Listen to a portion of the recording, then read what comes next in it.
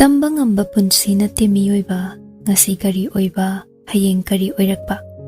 Yaipuba, ngasi college chat kadabani, masado yam tanna loishili. Henthoishna, breakfast chabagi plate kay kado, lauthokpa changlei. Dajo, ngasay breakfast chabagi plate ka glass kada, ay nakumthabada pubikragi, kadaino. Asi haidana changlei, yaipuba, lairik khando khanjin tawrambani. Masado itan tanna laithor aga. Abe masana, nang na imada college chatpay idea se mukpiruy se kaygino. Henthoishna, phaina yenglaga. Abe masana kayna koksinabana kanarare, sasaloy shilo dajo. College haizabay wani, noy adumba college na ti, private college ni. Business management, adaidi entrepreneurship ki matangda ngagtani, lairik oina takdoido. Kanarare, sacha chalo. Hairiba nangdi, school do nong phado koibo ina chatayne.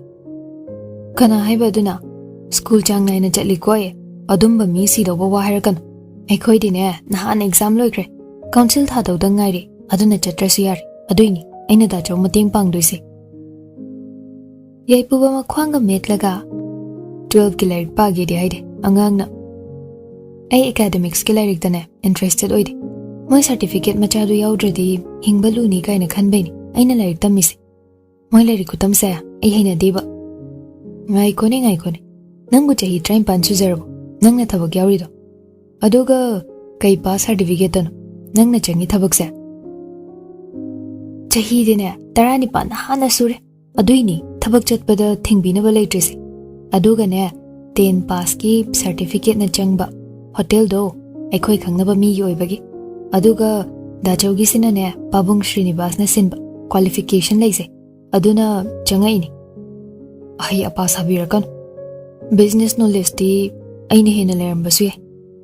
I'm interested in entrepreneurship and business more. Aduna ni, apamba tawrisi. Chahido bhaw di, taranipan hinjaraboy ripigtru nangse. Ay di malud. Aduga nangse hanbada, yam ing tapa maluban.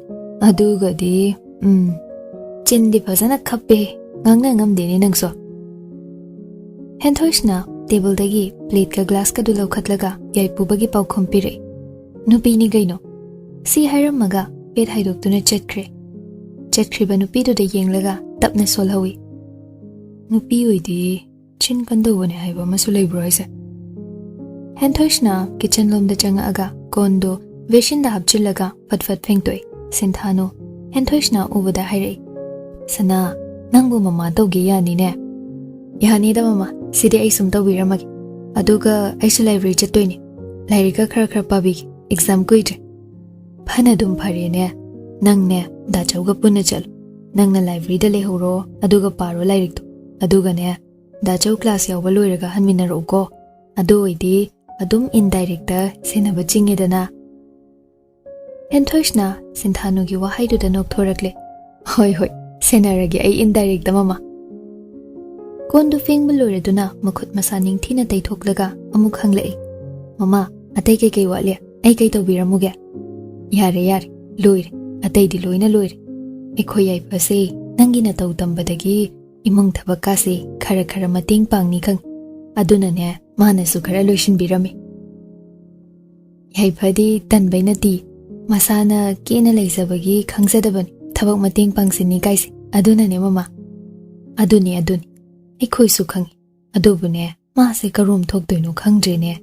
Magi karantari ba khutalakta siga nupabu phangni thazadeda haibaga tawbaga yaipado kitchen da khangchen chanchilaga dining chair ma chingthoklaga famthai aduga mamada ningai hore palya aisu library chatki aduga da chawhoi thabak tu su yawgi ba Sinthano mamit paina macha de yeng aduga porok solai icha ani pokpa bune amatte hek mathong chade da ko Sinthano ai laibakse ngawbra ngawda phaibra phaida Noina chin naw sida senabadane ay si dawrabani sire sune siphamga khang ima tawdana adum thirakani ima si watle ima si pam ima si tawbiramona adum ay punsi se kainu pala mina hai sidi khumbide mana thokba mangang sibo chatke haibane hai taba yaba wa khara ngangu ko library chatke haidudi chatlu yar kari gi thabak mafam da yetpa chatoino haibani da ha library chatoi du so tumba oiramni Kana na budget po ira moiba.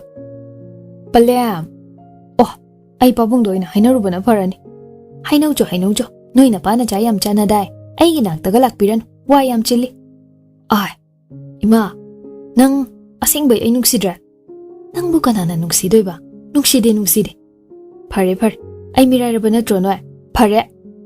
Si hairaga fet lay thoklaga chakhom dudagi thokre.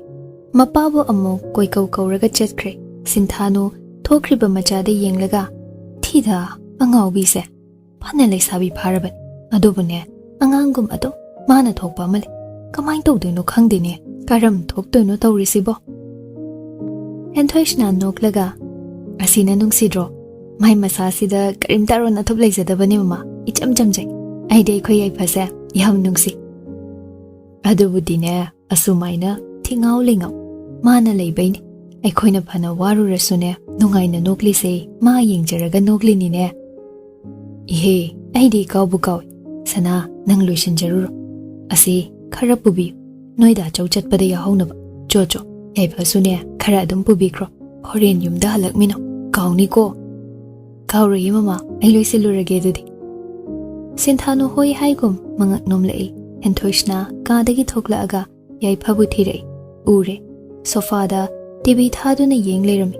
Yengingni yengbadi na temagido. Sauraga tofam khangdabagi pamli ni khangi. Hentoishna tapna changsilaga. Yaipa lao luisilurase. Kaino. Hentoishna do yaipagi angang machaman ba mawongduda nokche. Library chase haidudi kaurabona. Palim ni yadradi pabungsu yabangamde. Namada ngang nongjoy. Ikoy shuniba sanubase. Pura puri adhamorani. Hentoishna handa mukti nokthorakle. As adumay haino mi. Mi imani yahorabani. Luisin minaro na haire ini. Yaipadu mamay laythoraga. Hentoishna da yengduna. Asingbe. Hoy mi. Da chawchat pada yahodoini. Madi luisin ba loy hodori. Aduna ibani thengbayar. Lao. Irusuluza doineba. Si haiduna yaipabu makhut paiduna chingi. Yaipasu Hentoishna na chingi do yaraduna anido kakhat minakre. Haiso haibani. Yaipasi angang machagum ingaw na layzabani. Atay ahinba wakhal mangonda layzadabani. Magi haibo mama mapa mabungda kharakkezaba. Magi apamba tawdradi sawba asini. Kethok mawthok na yoi hairabasu yumgi thabak inkhangdi luina haijay. Ngayhaga mughawzinkre. Yaipuba pung tare haiduna college chatnaba loishilaga thorei. Magi bag to sofada thanamlaga chak chaba jangle. Hentoishna ga yaipagadi hanadagi loishilaga leirami. Yaipuba janga aga hairei. Ma chak charage. Loire. Aduga ne yai. Nangna chatpada nachan ani se library da khara thanam.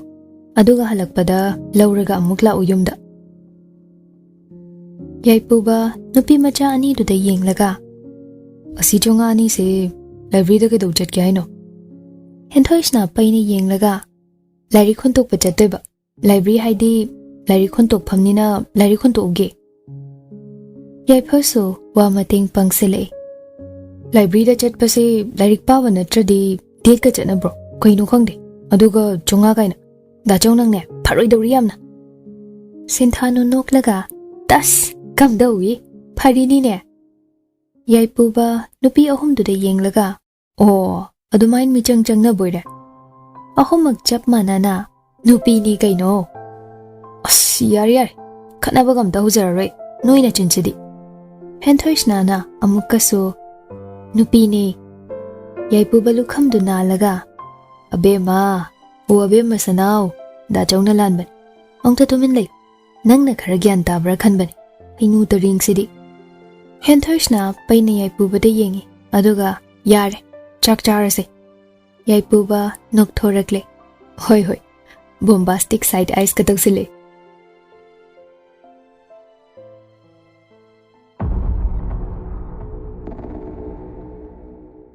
Somdana thongamba suresta sauna chairi. Ay minay maja. Nang ina matam adu kyam na pibado hojik phawa sizinapam khangdana manghanbasibu kaigino haibani ne. Sarbabo. Ekoi shu thiba yaba thir. Adubo miyoy ado mayak singna asini haina takpa ngamdri. Chingnabadi le. Kari. Chingnabali. Kana no chingnarise. Yaipuba.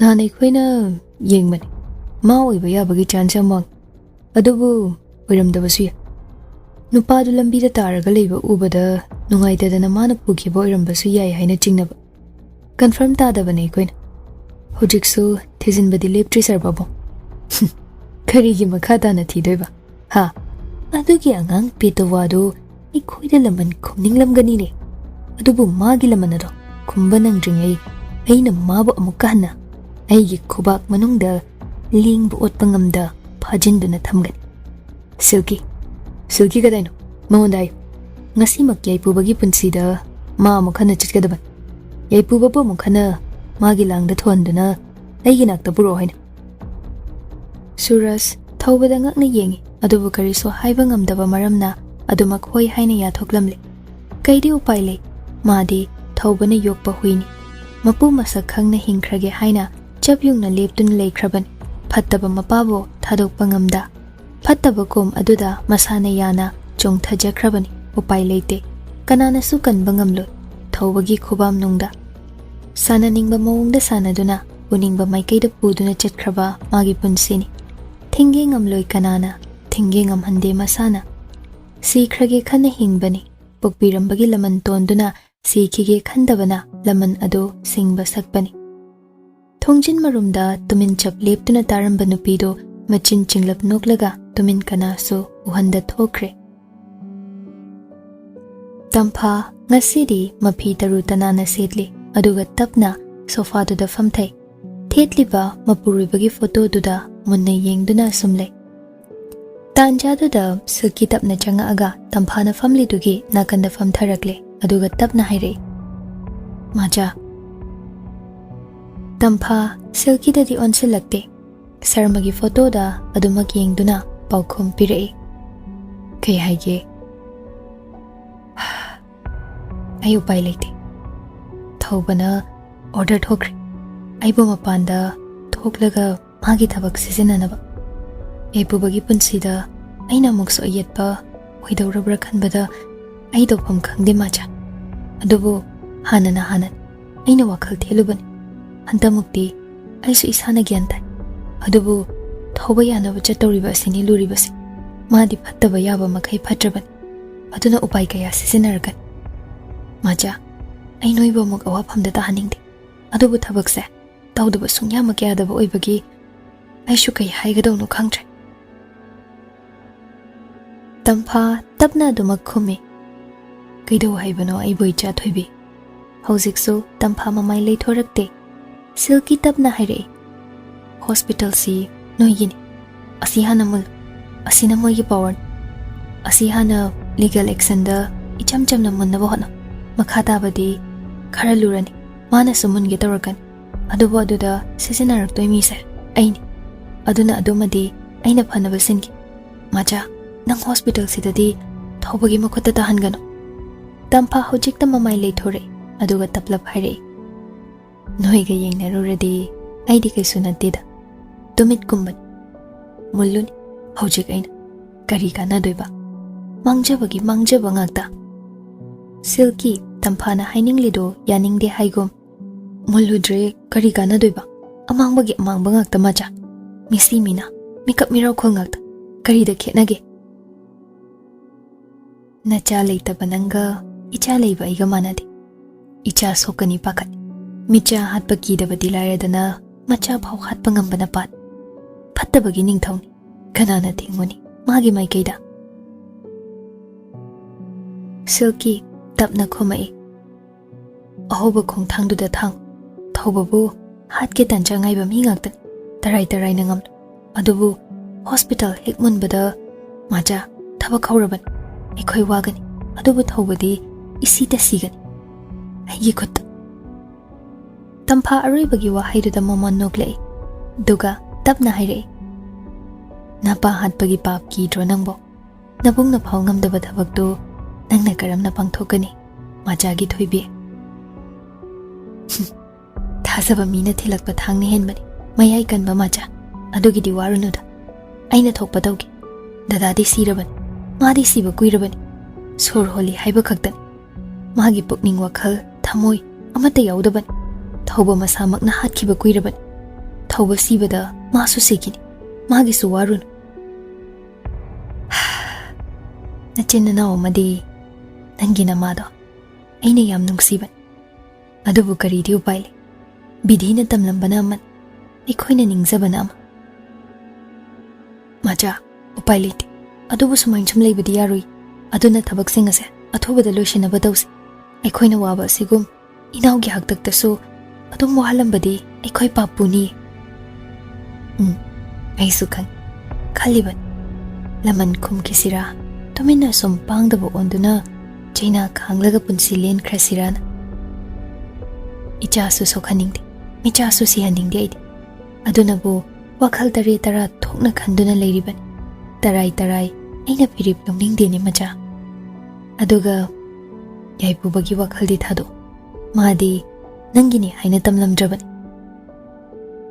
silki tamphagi wadu da momon noklaga aina soibani hojikso aidi mabu nungsibra nungsidabra khandokpa ngamde mangonda apamba aigi oiningbadi hojikso phawba taban adubu ai yetloida punsigi ningamdaba sidi kokhangi ningba adunani tampha tapna hogale aduga silki bu tapna makokta nanthabi nangi punsi se nongdam thimalle thoi macha yengba ngamde adubu khangba tabani ai so pai leite nangi ningba du phaude macha na thungalak tanja phangadi aigi naktala uko chachar kasigi di thinaraman nangi apamba hayeng aina thungangan hayeng aina thobadagi hospital asi paisalan silki tapna hogalai aduga tamphada piroina na yenglami adubu kaisho hairamda tumin thokre haiso haibani thimanle ningol magi laibakse nongdam aduk thina tambiramle nongdam bamana leiraga chenbadi yadabana mayoknage khan lanbung changnaba jatra tawrakle karambu thoklagaba